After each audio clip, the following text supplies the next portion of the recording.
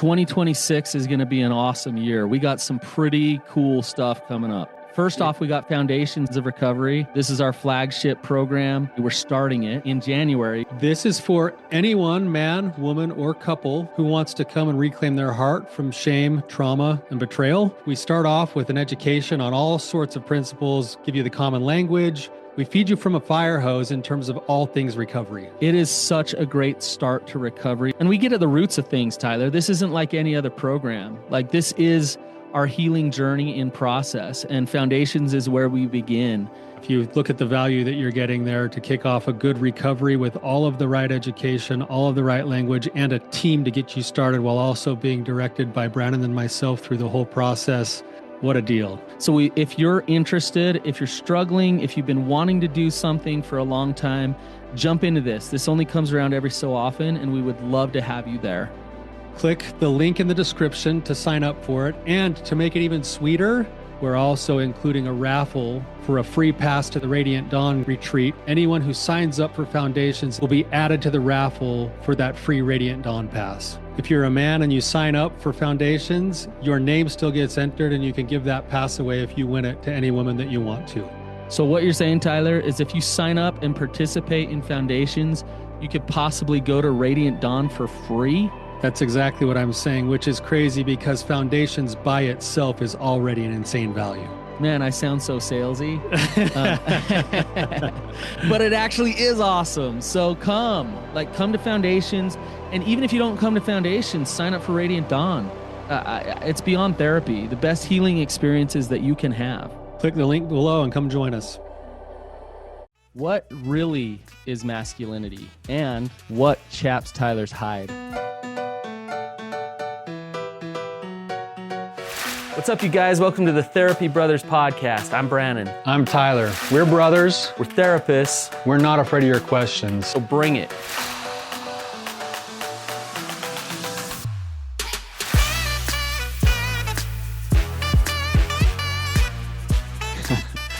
Those are both really great questions, Brandon, and we're going to get to those in just a minute. But first, we're going to go to a review. This is from Rising Strong, and it just says, thank you. It says, I was fortunate enough to come across Brandon's other podcast at the very beginning of my healing process. It has been monumentally life-changing for me. I've been a loyal follower ever since. So, of course, I started following this new podcast as well. Brandon and Tyler, you are both in the right line of work. I see God and his purpose working through both of you. I can't speak for everyone, but listening to you both and working with you, Brandon, has forever changed my life. You've helped me step into my truths, my power, and my passion again. I am beginning to live my very best life, and I'm finding purpose and joy in both the good and the hard parts. You are changing lives. I am forever grateful. Thank you from the bottom of my heart. You're welcome. And I really appreciate that. I just want to say that if you're finding healing, it's not because of me, it's because of you. And maybe I've given some guidance along the way and shared my wisdom, but you're the one that's applying it and doing the hard work. So keep it up. Keep going. Those kinds of reviews are just the best. And it's like, some days as a therapist, you wonder if you're doing any good in the world. You have a really hard day and you see people in a ton of pain. And when you hear some words like that, you realize that, obviously they're doing all the work, but to have been a part of that journey, and it's maybe the biggest payoff you ever get as a therapist. That's true. Yeah. So, all right, Tyler, I want to start backwards. So what chaps your hide? So first off, I was thinking, chaps your hide. Where'd that saying come from? That's I don't even know what that means. I don't know. It's a saying. I always picture it being like a cowboy on a long trail, and at the end of the day, you feel like you can't feel your prostate anymore, and your rear end is just rubbed raw, and you're just like, it's like watching those old Looney Tune commercials where some guy like gets blown up by dynamite right on his rear end, and he's all chapped at the bottom, Like, Yeah. So in other words, what pisses you off, right? yeah. Oh man, Yeah. I use that phrase all the time. Like, oh, that just chaps my hide for some reason. I don't know where I Yeah. picked it up at, but um, yeah. But yeah, I was just really, man. Let me just paint the picture for you here. Okay.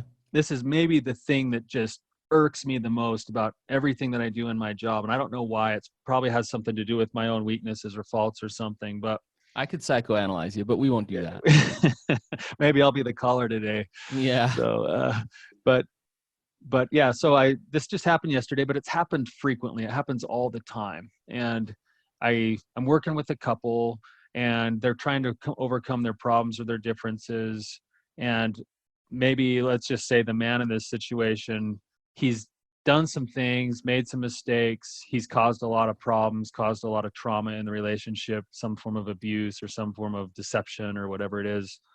And then he decides that he doesn't really want to do the work to get better, but instead of like just taking accountability for that and owning it, he continues to shrink further and further into being just like the equivalent of a 3-year-old child throwing a fit, Passive and aggressive, passive aggressive, manipulative, blaming, controlling. And then turning tables. when the wife finally gets healthy enough to say, I'm no longer going to put up with this stuff anymore, and she goes and files for divorce, he takes it to a whole new level, and he starts starving her out financially. He starts like withholding information. He goes and gets a lawyer that he can afford really well that she And can't afford. this goes both ways, whether it's the man or the woman, right? Right. I guess for me, probably being a man myself, like that's what gets me going so much, and what I believe so strongly about what masculinity should be. And so it makes my blood boil. Like, Yeah. I want to just look at the guy, shake him, and say, what are you doing? You can't like what you see in the mirror by acting this way, Yeah. Yeah. and for some reason that's what chaps my hide, Brand. I want to kind of give you a contrast to this a little bit. I was working with a couple, and he had done a lot of things. His addiction had pushed him places that really weren't good, and destroyed trust to a level that was really bad. And his wife tried to hang in there, tried to rebuild the trust, tried to do it, and she got to a point where she just realized, like, I'm never going to be able to trust him again. And so she actually, in my office in front of him, asked him for a divorce, and he just broke down crying, and it was a really kind of emotional session, as you can imagine. But then she asked for what's called a collaborative divorce, and he said absolutely. And they went into this process called a collaborative divorce, where they worked better as a couple than most couples that I see that are married. They worked through this divorce. He was really humble. He was really loving. He was really honest with her. He was very patient, and she was the same way back to him. And the result that I saw through that process was that they had 2 kids together. The 2 kids were affected so much less in a negative way by that divorce, because their mom and dad were wonderful human beings who could show up with compassion, love, positive regard, and honesty in a relationship. What chaps my hide, Tyler, is the same as you. When one person decides, you know what, I'm selfishly going to drop bombs everywhere because I'm angry, because I'm resentful, because I can't work through my own stuff. And the ripple effect that it has is far more reaching than what you'd think. It's your ex-spouse, but it's your kids, it's your family, it's your extended family. Division, divisiveness, anger, drama starts to breed more of that, right? And it's hard to see, because it really is something where one person's hurting other people, right? Oh, many other people. Yes.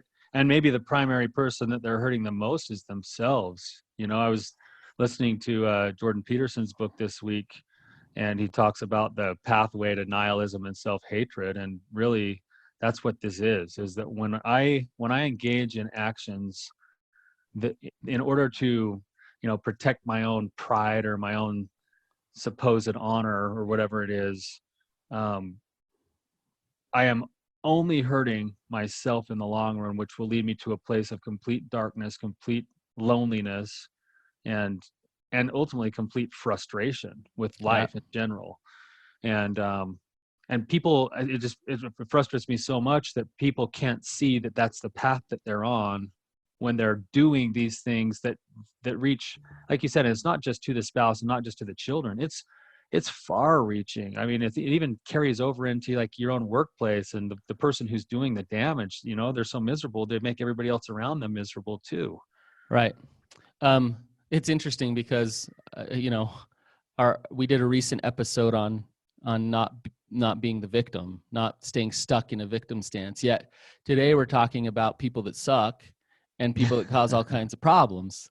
And here's the deal: is you can't control other people, and if your spouse or soon-to-be ex-spouse or ex-spouse decides to be a total jerk, then what you can do, and this is a really hard thing to do, but you look at yourself and you say, okay, how can I not go down to their level, yet protect myself, stay boundaried, use what's in my control, whether it's the legal system, or whatever else, what's in my control to be able to assert my truths and keep my heart in a place where it's trying to have compassion for them.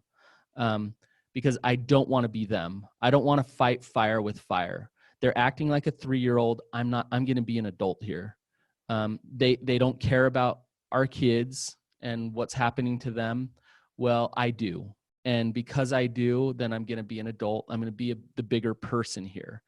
And that can be so hard to do. It's easy to go resonate down there with them when their attacks are directly at you. Right, Tyler? Absolutely. I mean, yeah, I mean, what you're saying, Brandon, is spot on. It's just, it takes an insane amount of emotional maturity to stay there and to operate from that place, and to see the bigger picture, that really, like, the old Buddhist kind of belief here, that you can't harm yourself or someone else without harming the other. Like, we're all interconnected here. And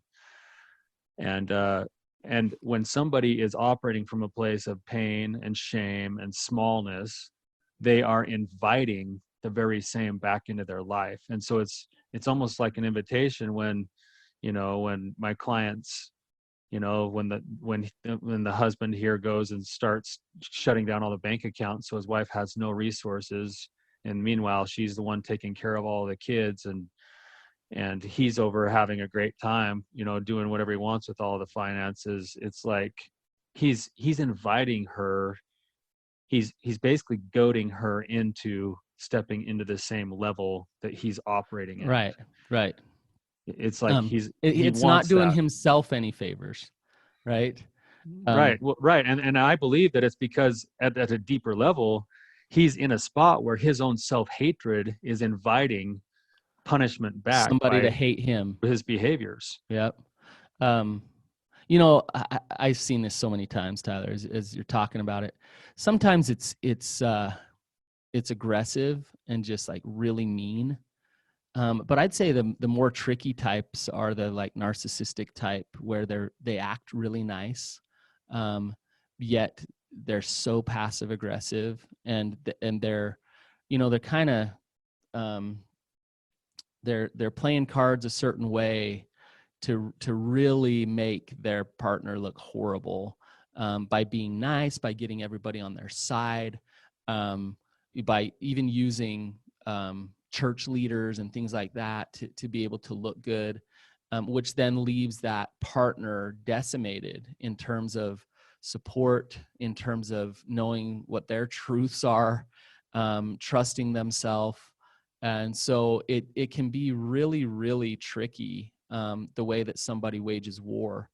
And yeah, I gotta say, Tyler, if you don't mind, I do want to dig into you a little bit, can I? Because I Okay. do feel this like energy from you of like, Yeah. it pisses me off that, especially it seems like when guys do this, it pisses It- you off. oh, far more Uh, for me, far more when men do this to their wives than the other way around. Yes, that's yeah. absolutely something. That's one of my self-therapist things. I can say that's one of my biggest issues. Well, and we call this countertransference, right? In therapy, where you're having a certain reaction to a client because of some of your stuff or your beliefs, or it because of you. And countertransference can be very useful in therapy. But you got to notice it. If you don't notice it, then you would struggle to be effective as a therapist with a narcissistic douchebag who's trying to hurt his wife, right? Right. Um, Right. so, why does it just get to you so much, Tyler? That's a really good question. I've done some thinking about this, and there's a couple of things that I've come to. The first one is that I personally, I think in some ways I can relate to being that guy. Mm, Like I, I'm in recovery myself from addiction. My wife and I have climbed out of the hole of betrayal, my betrayals, and so there's maybe it hits that piece in me that goes, I know what it's like to, on a certain level, to be that guy, and I hated myself when I was that guy. I just couldn't stand to look myself in the eye when I was that kind of a guy. So that's one thing. And then I think on a broader general scale, which is this comes interesting, Tyler, because from an outsider's perspective, you're anything but that guy. But right. Well, inside yourself, you felt that way, I've felt possibly, that way right? before. I don't think I'm that guy anymore. Like I actually really I've put a lot of work and effort into not being that guy. I'm trying to be a good guy, a good man, and Yeah. I basically live everything I teach my clients. Um, on the broader scale, I think it boils down to my view on masculinity, on how strongly I feel about what makes a good man, Okay. and so when I see that not happening, I feel not only a sense of want to protect, say, the person who's being abused, The feminine, the protect feminine. the I want to feminine. protect the feminine, but I also it's it's sort of like a parent with a drug addicted child that comes in and out of the house over and over and over again, and finally the parent just gets burned out and is just like, I see their pain, I want to shake them, I want them to change, I don't know how to get them to You change. love the guy, but you see that he's not. I love him so much, and almost every man I've ever worked with who does these things, inside, I love them. They're good men. Like Yeah. It's weird for me to say that he's a good man when he's doing those things, but I honestly believe that most of the men I'm talking about here are good men, and Right. it hurts me so deeply to see, that famous word potential in these men that I think could be so good, and they show up small. It's like a massive disappointment, Stuck behind you their know. pride, So, their anger, their and shame. ultimately their shame. I think it's their shame, but it shows up in these really like nasty ways, and it's really about.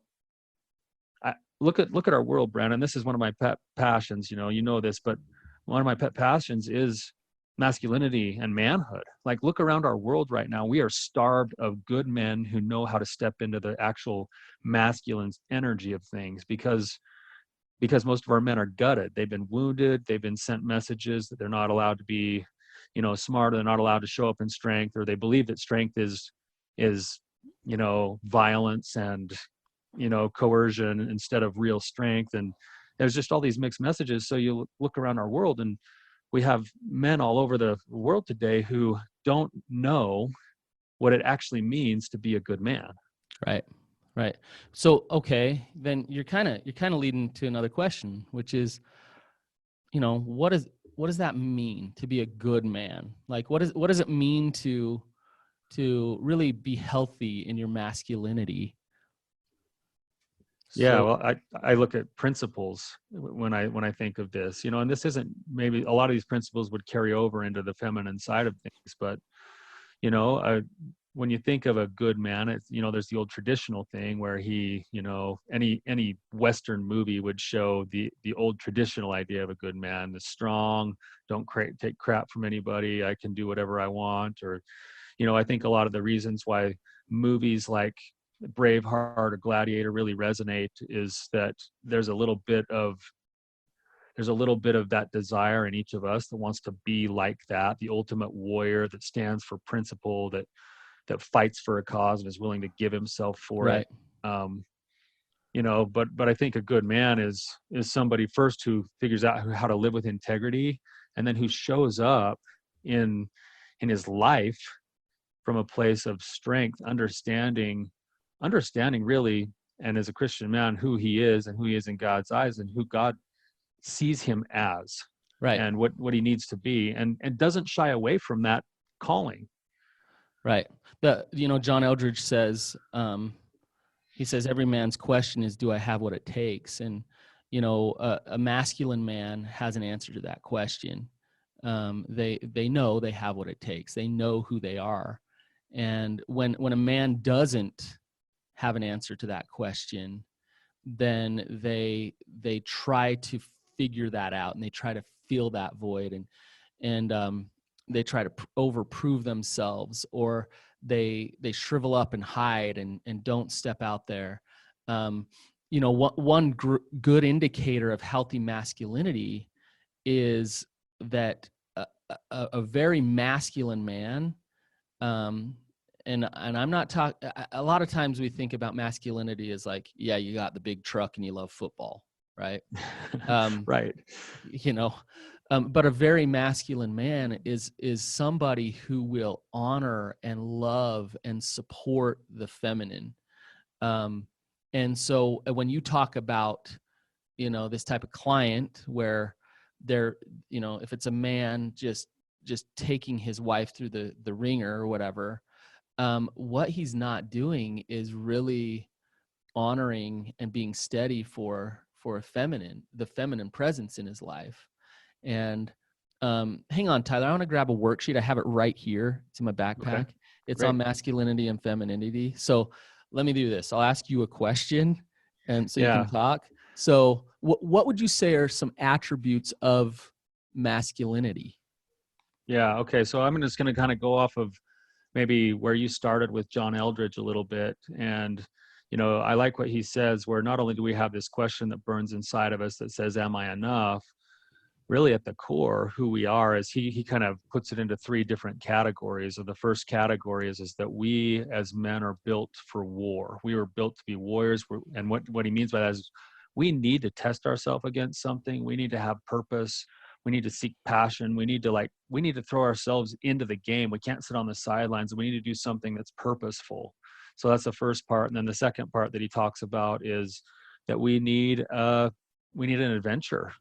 And if you look around at our world today, there's a lot of men who don't even know what it means to go on an adventure because they're sitting in a cubicle punching keys all day, and then they go home and drink themselves silly, and then the third part is what you were saying, Brandon, which is this need to revere and respect and protect the feminine, and not just the feminine, but beauty, to be able to bring beauty into his life and to protect those things. And a wholehearted man, he'll be working to have balance in all three of those areas in his life, where he is strong and steady, and he's putting himself up against things to test himself constantly, but he's also finding time to go and have an adventure. We talk about Joseph Campbell all the time with the hero's journey, but that's really what that's about. And then of course, I think this is why it sets me off so much is that I don't think any man that I work with can actually be his best self if he doesn't figure out how to revere the feminine. And that sounds backwards, but that's the part that I think is most missing in our world today. And so it becomes, like you said, this facade where either I have to show up really strong and tough, and it's like there's a song by Quinn, whatever his name is right now, that's called Tough, and it talks about like going to the gym, and the only thing he ever wipes his tears with is muscle tissue, and it's like it's like, well, that's that's so far from the truth of what it means to actually be a real man. A real man is able to go into his own dark places, and he's able to own those things. He's able to turn those things into sources of strength, and then he's able to look around at the world around him and go, He's not okay, overcompensating. no, not at all. How am I going to use myself to the best of my ability, knowing that I'm still flawed, but knowing that I'm called into something? I'm responsible to make things go better here. And I have to step into that. I have to own that. I can't shy away from that. And that there's a risk in that, but that's part of what makes courage. That's part of what masculinity is about. Yeah. Yeah. Amen. Um, I think masculinity, it's so interesting, Tyler. Like, uh, remember when all the women were reading Twilight? Yeah. Yeah. And there's a couple of other like shows on TV that like all the women in my neighborhood like love, and I watch it. They always have a British accent. The guy, yeah, for sure. The guy always has a British accent, but then he's always like really kind and loving and tender and really strong and steady and knows who he is. Mm-hmm. And like really protects their heart, like really protects the heart of his lover, right? And so women, this is like porn for women, because they're like, oh my gosh, I want that. I made this worksheet last. I've always thought it was funny that like, the Twilight, when I read the first book and I gagged on it. Did you just admit that you read the first book? I figured I better call it. I'm going to tell Rex, I'm telling everyone, we're going to make fun of you for that for years.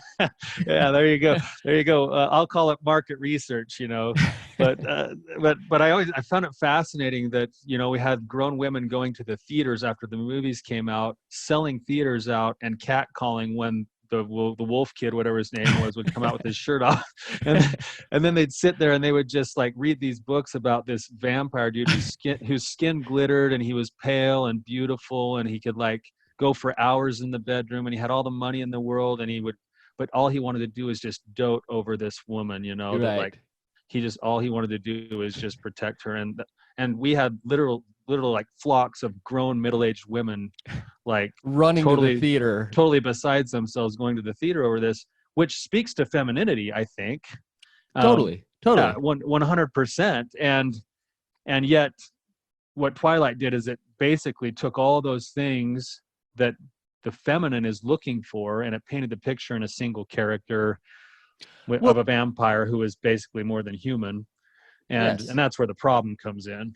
Well, but so healthy polarity is ultimately the best. That's where creation happens. So we desire polarity. And when I say polarity, what I mean by that is the yin to the yang. I want my wife to be my polar opposite, kind of. She's the feminine, I'm the masculine. And when we come together as a whole, that's where the creation happens. That's where we're powerful. And I'm not talking about in a codependent way. I'm actually talking about complementary, in a very interdependent way, where she knows who she is. She steps into that. We create passion together. We create trust. There's equality there. So I want to read off some of these things. So this is just a list. I'll see if you can you see that kind of? Yeah, I can. Yeah, so that it's masculine and femininity, just some attributes of it. And when you look at this, you realize like they are complementary.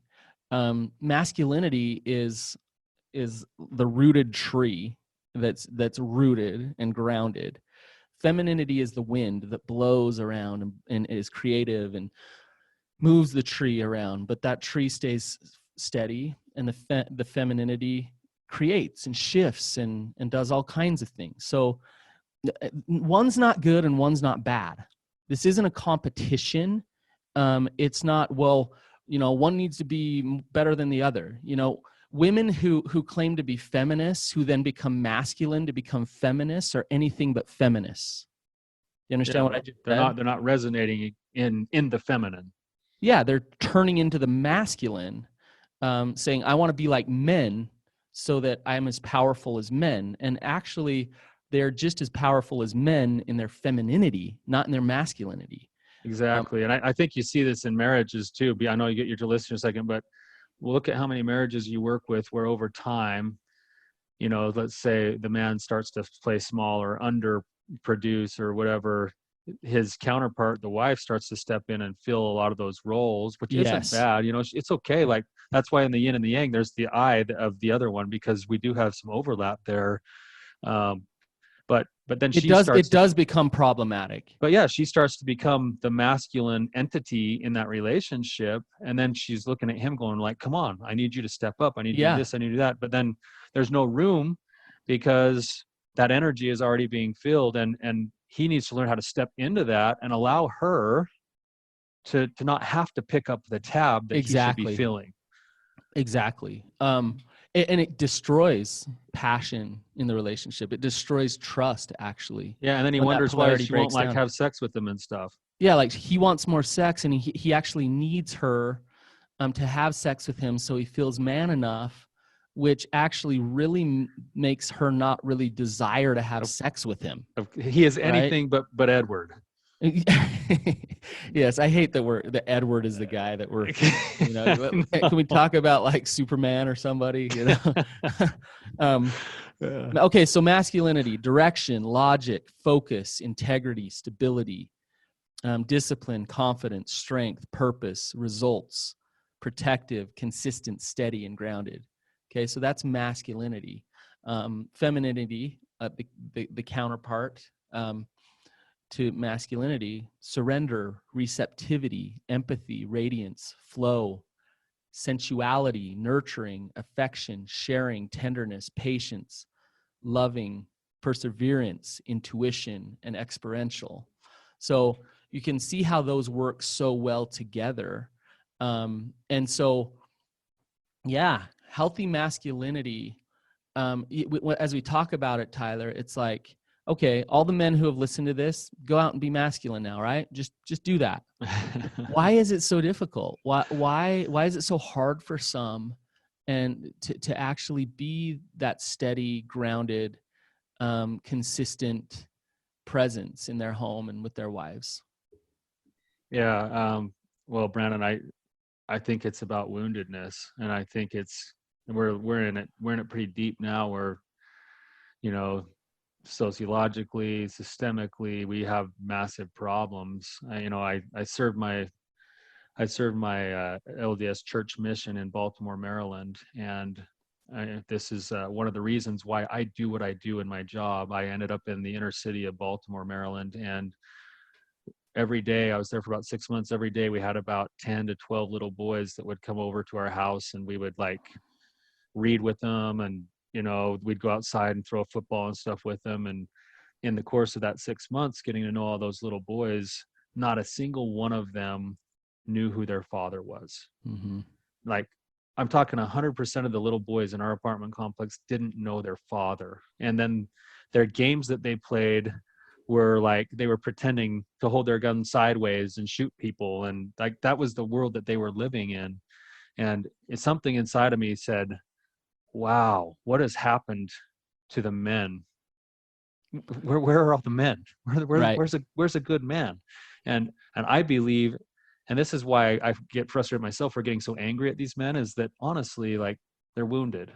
Right. They incur these wounds, whether they don't have a really involved father, or maybe they have an over-involved father.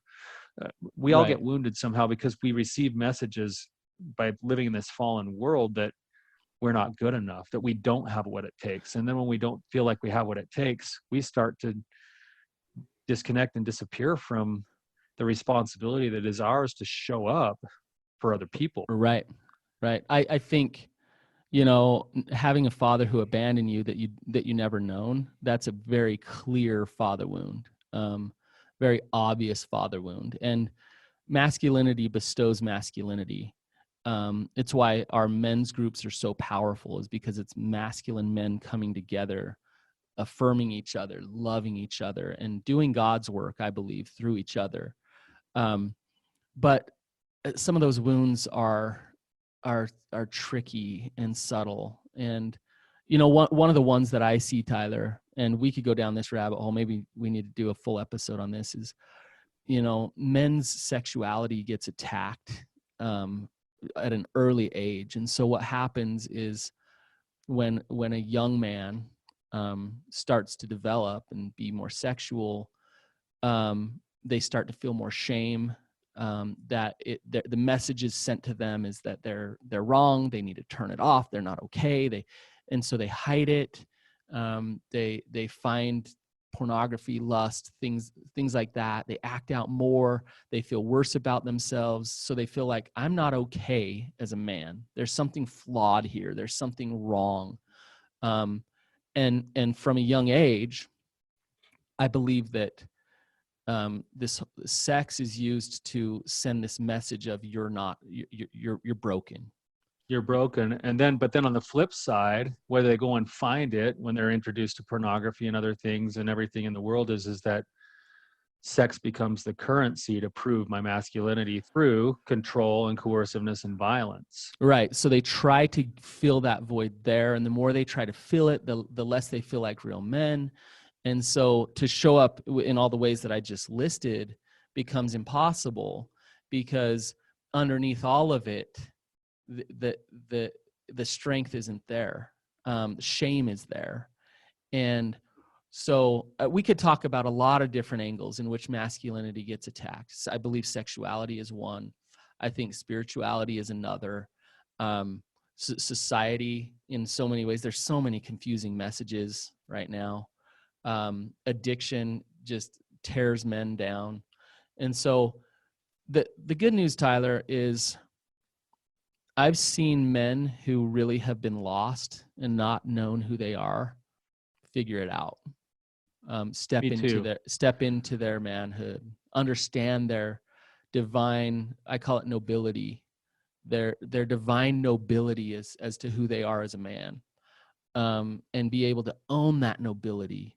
But it takes, there's the threshold from really floundering and not knowing who you are to gaining that nobility. It takes courage.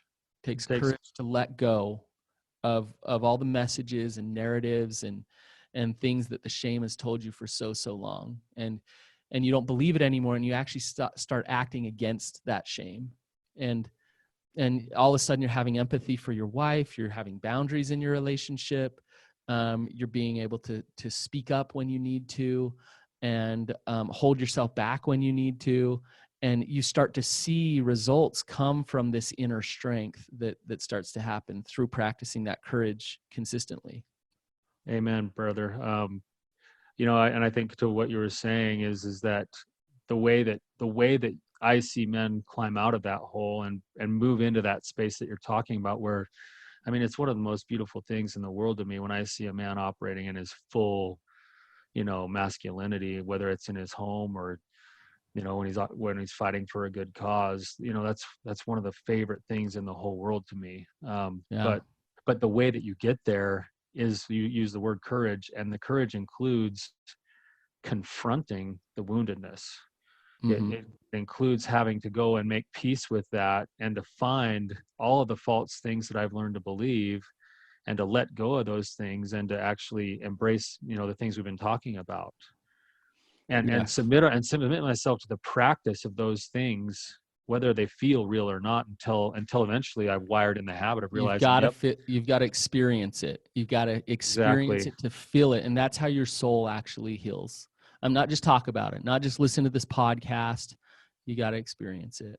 And that's where that masculine energy will come in, and you'll start to resonate there. And then the feminine will be attracted to you and want to connect to you. So not that that's the end all goal, but that's one thing that will happen.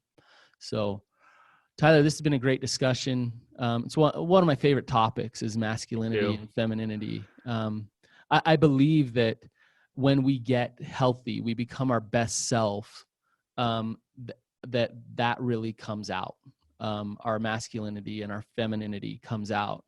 And so it's just a good barometer indicator of how healthy you really are in your spirit and in your mind. So when you talk about that jerk guy who's doing all those horrible things, that's the opposite of that. Right, exactly. So, And that guy that I'm talking about, really at the core, he's got the potential to be a phenomenal man. yeah.